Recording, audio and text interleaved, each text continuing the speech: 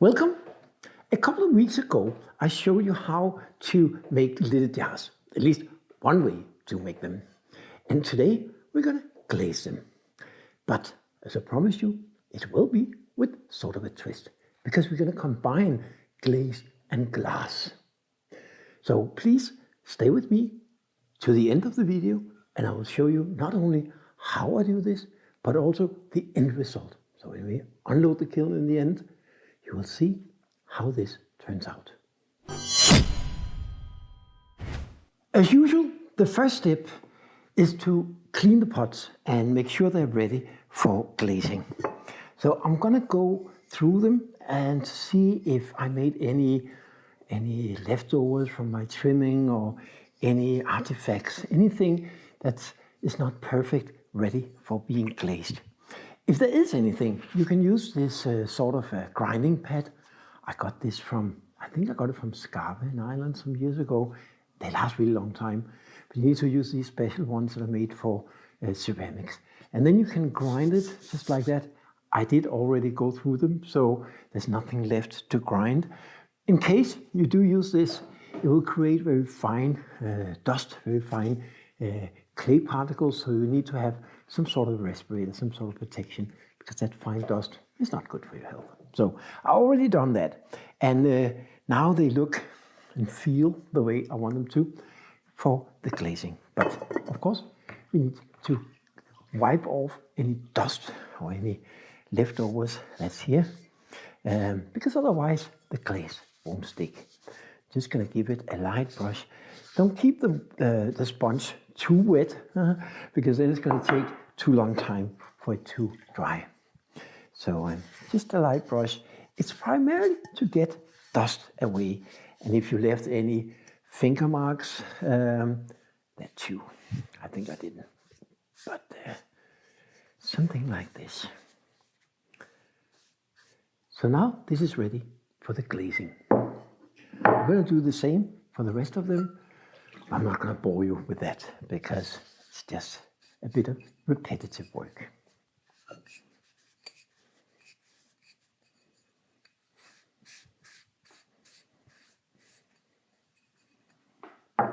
Now I got them all cleaned up. They're free of dust and ready for the next step. And that is to decide how I'm going to apply the glaze and how I'm going to fire them. First of all, you probably heard some people say that you need to fire the lids on your lidded pots, otherwise they may warp in different directions and they won't fit. That is not entirely true. It depends on how you fire, it depends on the clay. In my experience, when I work with stoneware, I can actually fire the lid and the pot separately when I do my glazing fire. I haven't had any bad experience with that. That's not a guarantee that you won't have it, but it leaves me with the option of glazing parts of the lid that otherwise would stick if I put them together when I'm glaze firing it. However, in this case, because most of these lids fit very tight, there's only less than a millimeter. So if I did glaze them all the way down here, it would get too thick and suddenly they wouldn't fit anymore. So in this case, I still need to avoid getting glaze on the part that fits into the pot.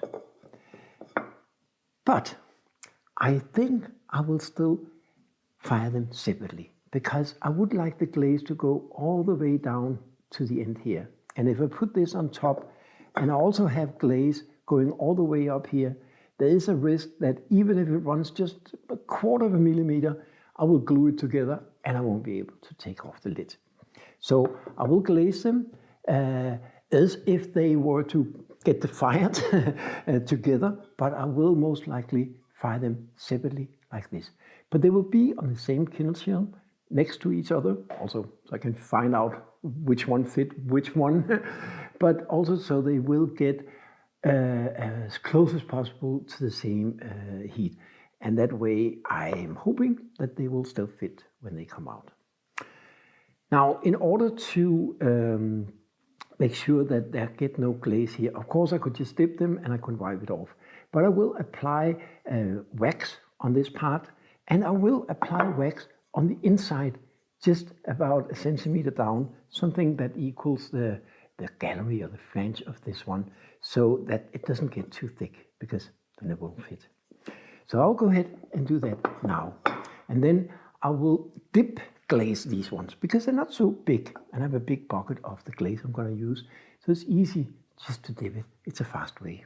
So let's go ahead with the waxing. I'm going to use this wax.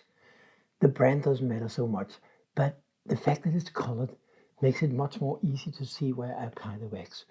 It is a burn away wax, so I don't need to take it off after I glaze. It'll just burn away in the fire. In case you have a clear wax that's difficult to see, you can add some food coloring, because the food coloring is also going to burn away. So that's a neat little trick. The other part of it is choosing the right brush. And in this case, because it is very tricky with this area that I need, I will use this is not an expensive brush, but it's more expensive than the cheapest Chinese ones that I usually use. But when the wax dries out in your brush, you can throw away the brush. So if you do this, do all the waxing and clean your brush very carefully, otherwise you ruin it. So the first part is I'm going to do the flange in here, or whatever it's called, where we don't want the wax, to avoid it getting too thick. And the reason I do this first is because I can use the pot as a chuck for that. If I had it already waxed here, that wax would rub off on the top of my pot and the glaze wouldn't stick. So that's a reminder of the second part of the challenge using wax. Be very careful. Don't drip. Don't let it run, because anywhere where you get wax, it's almost impossible to rub off again, and the glaze won't stick, and you will get like empty spots. Doesn't look good. So that's the other part of the challenge. So first, of course, I need to center this enough for me, at least to apply the glaze or the wax. I think this is good enough. So let's do the wax.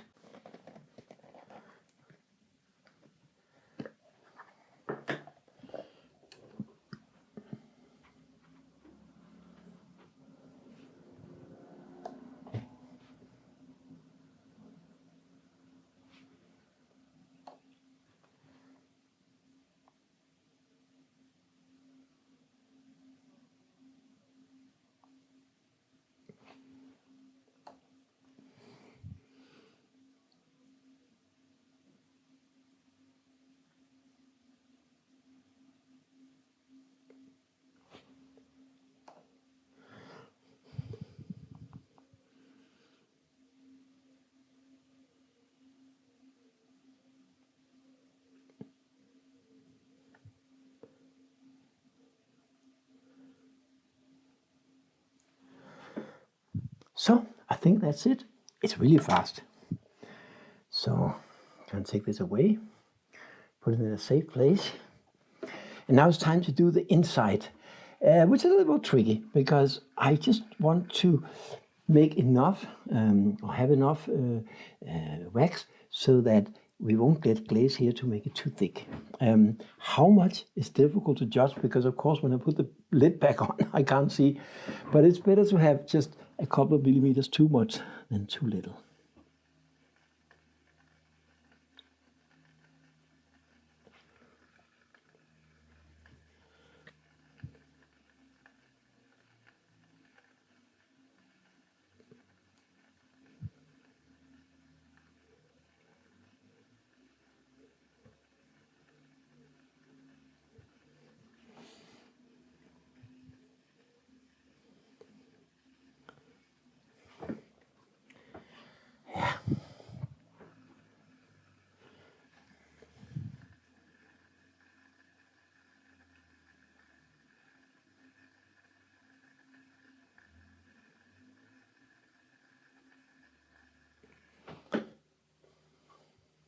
And also make sure you don't get any wax on your fingers when you grab your pot. And now, I hope you can see it, but I think that looks good. So of course now I can't put that lid into here, at least not before it's dry. That was the first one. I have 8 more to go, but again, I won't show you for all of them because it's basically the same. So I'll get back to you when they're waxed and dried, and then we are ready to glaze. Oh, I forgot to mention, because I'm dipping them and I want the glaze to just run off or be very easy to remove, I'm also waxing the bottom. And of course I'm waxing all the inside and the foot, but also this small bevel. Remember we talked about that? I mentioned it a lot of times, but this bevel is really clever because it leaves, I'm gonna only glaze down to this part. Oh, can you see it? Here. So just right before the bevel starts. And so this part is not going to be glazed. So it's going to leave me with a few millimeters, in this case actually maybe 5, 8 millimeters of glaze-free area. So even if the glaze runs a little bit, it won't stick to my shelves.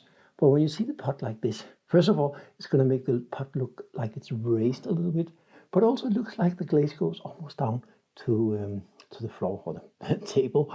And that just makes it look a little more elegant. So I'm going to wax the bottoms too.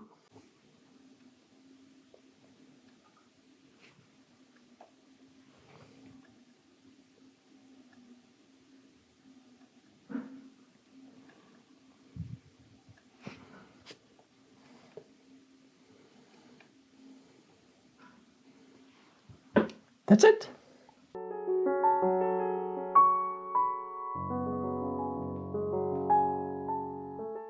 So now we're ready to glaze the pots. And first step is to apply the glaze, and in the next step we're going to apply the glass. But I'm going to get back to you in a second about that. And as always, there are of course multiple ways that you can glaze them. You could spray them, but they're so small that it's too much work, I think, setting up the spraying. You could pour it over, you could pour it in, pour it out, or you could dip them. And I'm trying to, I think I want to try and dip them. So I have my bucket of glaze here, and of course always make sure that it's well mixed before dipping. This one doesn't settle too bad. This is a Celadon. I usually mix all my glazes myself, but this is from Terracolor, and they do make some wonderful glazes. So in case you do want to buy glazes, I think they're good. And this particular one, a green Celadon, crackles in such a nice way that in the past I have tried with glass and it works really well. So I'm hoping for the best. So I'm gonna dip them. I'm just gonna mix it quickly. Gonna hold on to the pot. I'm gonna start with the base and put it down.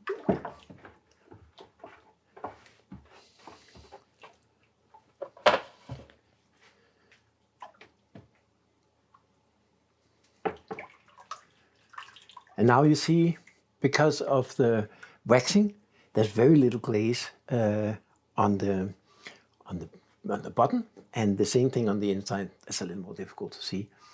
But once it dries on the outside, I will take it off the tongue, or what it's called, this, and I'll clean it up. So this one dries pretty well and fast. So now, as you can see, it's also almost clean on the inside. I just need to remove the little drops. Just like that. So, I hope you can see it. Now it's clean. And of course I need to do the same on the bottom.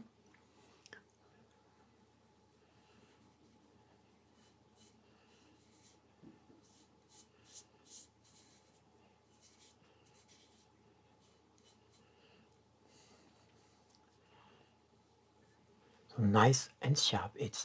And as you see, this is where we have the bevel, so I'm not having any glaze there. So it's actually a few millimeters before it reaches the shelf. But when you look at it like this, you can see now, it looks like it's glazed all the way down. But it's just a small visual trick. It works really well. So I'm going to put this on my shelf on some newspaper, just to make sure that nothing rubs off on it. And now for the lid, do the same thing.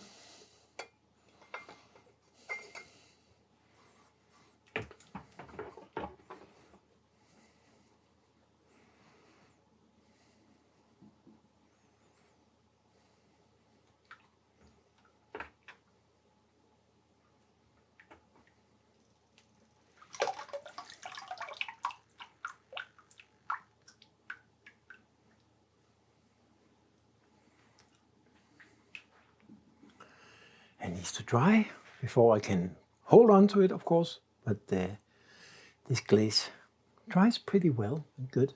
So it's almost ready. And again, just gonna take my sponge, and as you see, there's a little bit, but it's very little compared to if I didn't use the wax, and it's much easier to remove.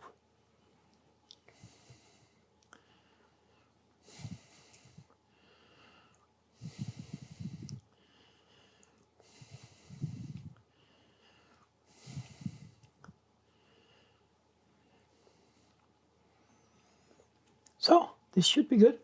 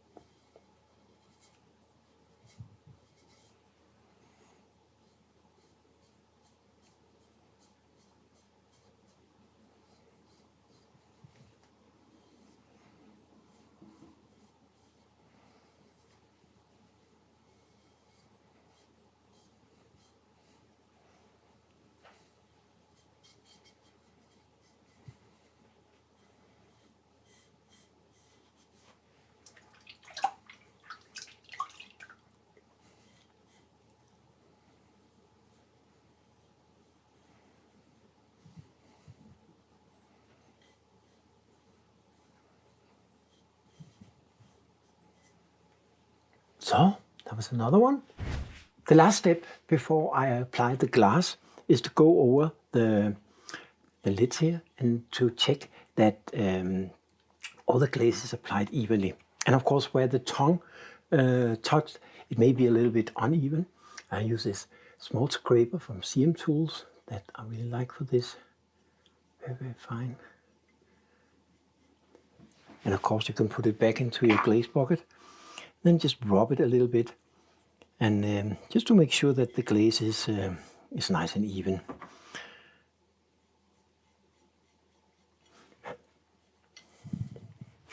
And also because I'm gonna fire them separately, so this one is gonna sit on the shelf like this. I want to make absolutely sure that there's no glaze that can run and glue it, fuse it to the shelves. So this way it should be ready. In the same way, I'm also going to go through the pots and make sure that all the glaze is applied in a good way.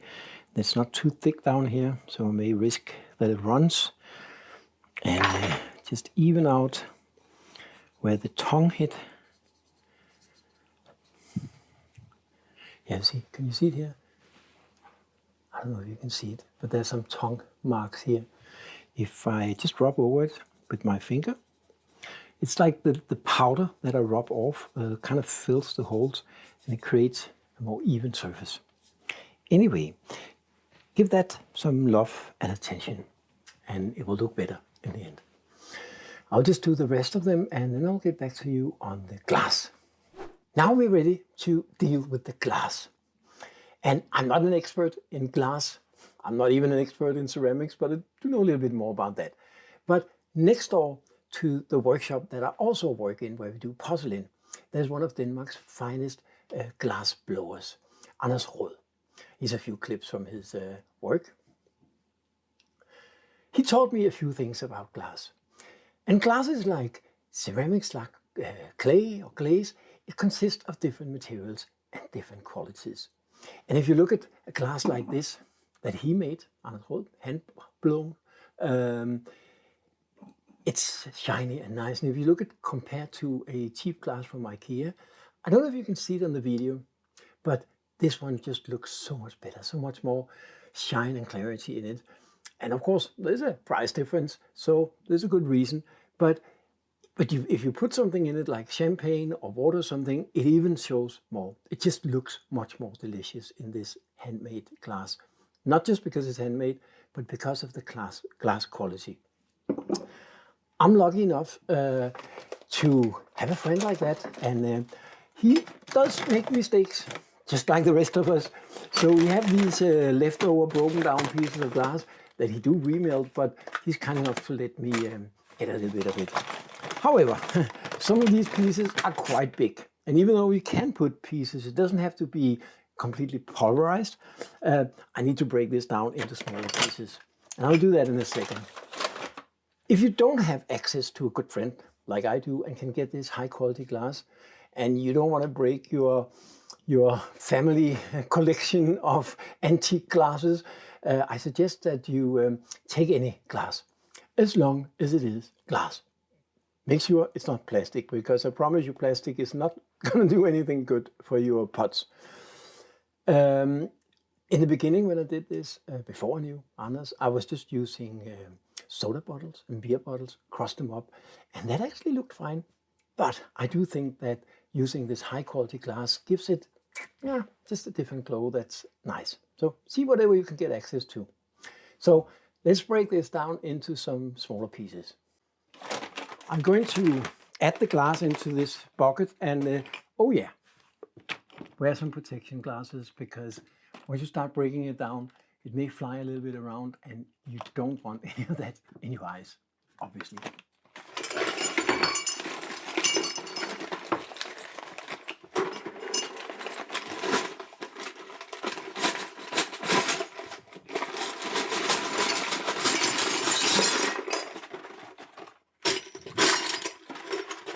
So here you have it. And as you see, it is a little bit too big for adding to the lids. Now you need some sort of tool to break it down. I'm just going to use this hammer. It's very fragile, so it should be easy enough. I'm going to keep my hands out of it and my eyes a little bit away.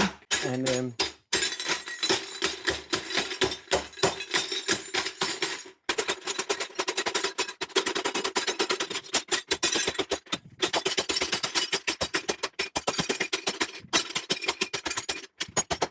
so now, most of the pieces are like something like this, which is fine.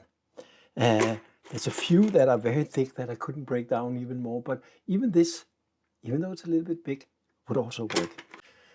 Now, when you want to apply this glaze, you could place all your pots in the kiln and then sprinkle a little bit of glaze on top of the lids. I don't recommend that, because if you spill a little bit of that glass on yourself or into the kiln or on your heating elements, it's going to melt, it's going to destroy things. So I prefer to put it on when I'm outside and just adding a few pieces. And at this point, I want to warn you again, because these pieces of glass could be very, very sharp. And so be careful when you handle them. If you have some good gloves, that might be helpful. Or you could use a spoon and simply spoon up. Depends a little bit of how big the pieces are. In this case, I have pieces like this. I can carefully take them by hand and just add a little bit of glass like this. And then I'm going to put it in the kiln and do the rest of them. That was the first layer. And as you see, I haven't done what I said I would, because I was running out of space in my kiln, because I also have some really large pots that are below this. So I decided to, because I have enough space here to add one more layer, but I only have space for the lids there. So I could only fit a couple of lids here. And here you can see how I put it on these two lids, and also why I made this sort of barrier here. Because this is going to melt out completely. It's going to be fluid. And if there wasn't like a small barrier here, there's a risk it would run out on my kiln and glue it to there. So this way I contain it on the top of the lid. So I'm going to put one more layer, and then the remaining lids. That's it, the last layer. And yeah, I know I'm wasting a little bit of space here, but it's so low that I can only have lids or ashtrays. Nobody uses ashtrays anymore, so I'm gonna waste that. But the rest of the kiln is really well packed. In case you wonder if there's enough room, will this crash when I put the lid on? A good trick is to use a stick.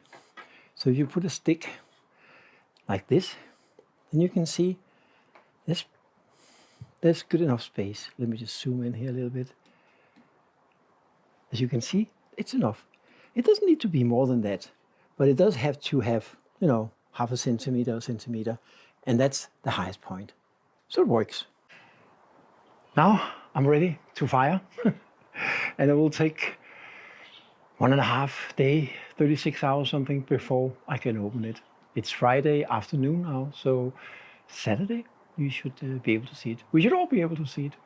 And I'm extra excited this time because it's the first time in a long time I made lids and used this technique with the flat top, the border and the glass on the glaze. So lots of new things as always, but I'm looking forward. So see you soon.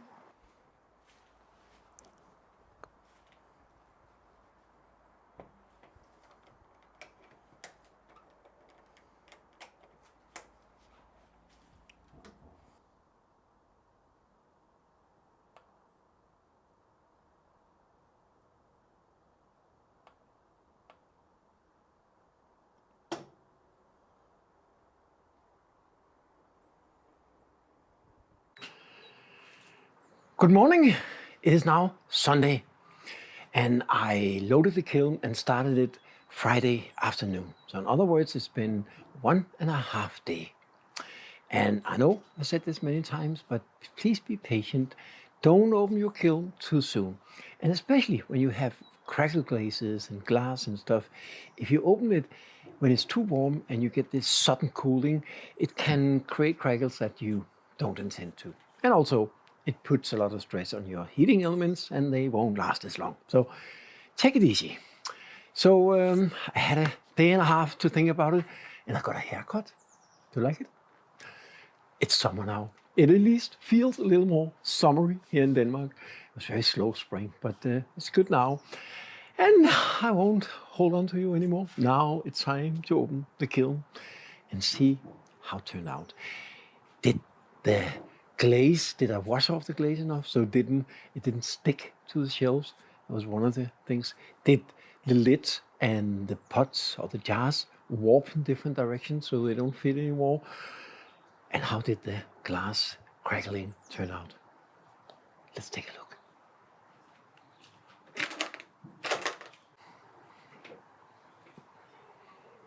Ah, this is not bad at all. It's a little bit different than what I've done in the past, but it's definitely got that glassy glaze look. So I'm not disappointed at all. This is really interesting. Anyway, I will unload this first layer and look at the jars below this.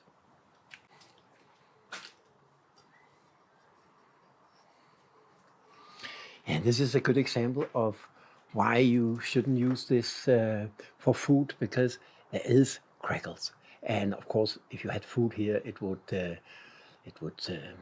bacteria would hide in there, and that's not healthy. So, but it does look great. We'll take a closer look inside in a few moments.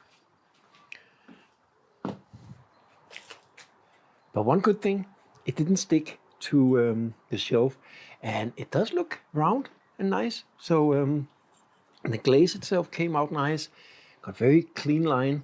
Looking forward to see how it fits the jars.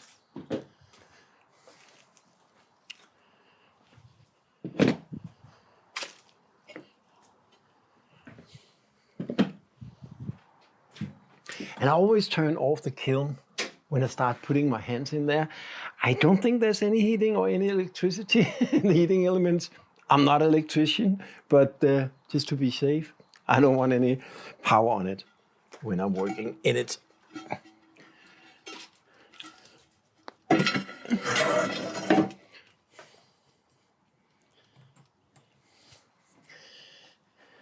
rest of the lids also look really nice. It seems that on this lower level, it melted out a little bit better. So maybe I shouldn't put them on the top level. There could be a little bit of a temperature difference when you have a level this high. So interesting.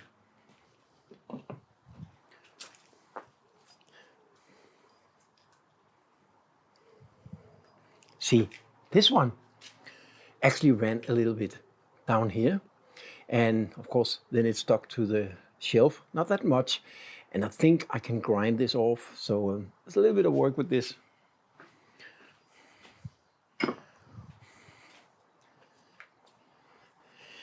And the jars themselves look really beautiful. The crackling is great. The color is exactly the way I want it. And so this is good.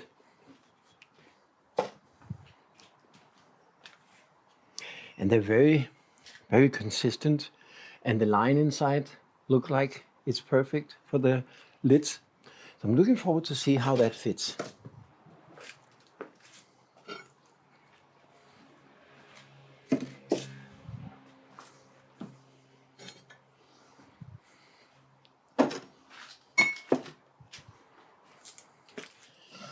Now I'll go inside and take a closer look and evaluate the results. Oh yeah, and by the way, as I mentioned, I had some big pots in the lower level of the kiln and they turn out beautiful. I love how this is just so much alive, and with the temeko in the top, the inside of the top just floats into the blue, and I just love this.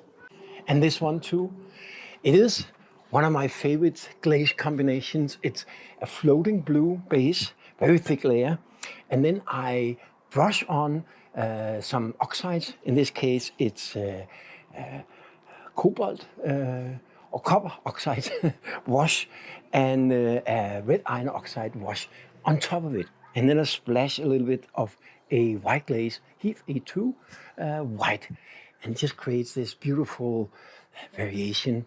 On top, on the rim here, I've added some temeko gold, and in a moderate layer like this, it turns almost black, and it just frames the whole pot in such a nice way. I really love this too. Now I'm inside and looking a little bit closer on the pots. And all in all, from a visual point of view, I think they turn out beautiful. I mean, this sort of crazing glaze that melts into the glaze, it's just, I love that. And the outside, the green Celadon also came out really beautiful. The edges are really sharp and nice, and they almost fit. I made them a little bit too tight, and that's something I need to learn from. It does, I can't find, one fit, you can hear it, but it's very, very little. So I do actually think if I grind the inside or the gallery just a little bit, it will fit. So that is an option. There are some of them, like this one, for example, where it fits perfectly and you can turn it all the way around so it fits in any position. That's good. And it also looks great. So this one I would say is close to perfect. There's a couple of more, like this one, for example, also very beautiful. But as you see here, I may have put a little bit too much glaze on because it's actually ran over the edge, or maybe the edge should be a little bit higher. So the barrier between the glaze and the glass and the glaze should maybe protect it a little bit more. But in this case, it actually worked. You can see it's almost running into the gallery, but it doesn't. So this one fits and it goes all the way around. But this one was actually, I thought was a little bit too loose. But now that I see the final results, it's only wriggling, I don't know, 0.5 millimeter or something. And it does make it fit much better than the others. So this is definitely something I need to learn from. Make it a little more loose in a fit. I made them fit too well. This one, I think, also turned out beautiful. It may be difficult to see in video, but I just love this pattern it creates. And of course, as I mentioned out there, if you take your finger over it, you can sort of feel these little crackles, which I think you could grind, very fine grinding if you don't want that feel, but you would still have the cracks. So I would not put food in this, but it is a lid. The inside is just a pure glaze, so you could have food in it, but I think it's more appropriate for nuts or something with shells or jewelries. I know my daughter have a couple of these ones that I made in the past, and she loved that. So all in all, I think it's good. There was, however, a couple of the lids. Again, maybe too much glass, or maybe the barrier needs to be a little bit higher to make sure it doesn't run out, because this one, as you can see, it did run out. So it ran down here, and of course it stuck a little bit to the shelf. I do have kiln wash on it, so it was easy enough to remove. But now, of course, this one won't fit the pot. I do, however, think that I will be able to grind this off, a Dremel grinder or something that can take this. I think that's doable. So I think I can save this, and that's the same thing with this one, which is sort of sad because the lid here is just so beautiful. The glass and the glaze just melts into each other in a perfect way. And judging from the rest of it, it actually fits really well when I get this grinded off. So all in all, I think it looks great. This one had a little bit of a higher barrier, or maybe I put a little less glass in it, but this is from the glass glaze point of view, I would say perfect. It stayed within the top, which I like. So once again, I didn't do perfectly. Who does? But I made some of them really nice. Some of them I think I can get nice when I grind them. And I learned a lot from it. So first of all, it needs to be a little more loose fit. They didn't warp, so they fit just as well, or as bad as I did when I drew them and bisque fired them.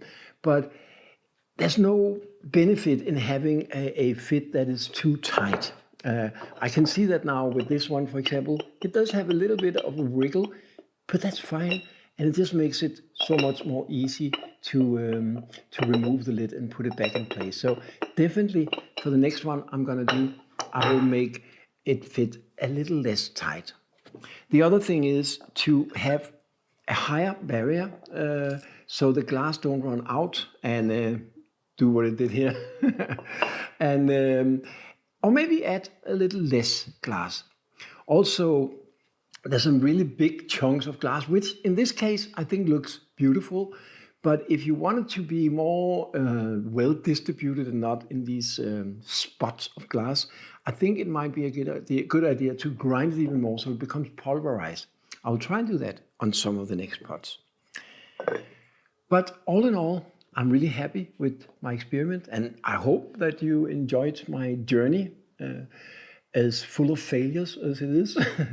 And if you did, please subscribe, share, write a comment, and come back soon again. I will have a new video online next Sunday at 6 or 5 p.m. Central European Time, as usual. So have a great summer, and I hope to see you soon again.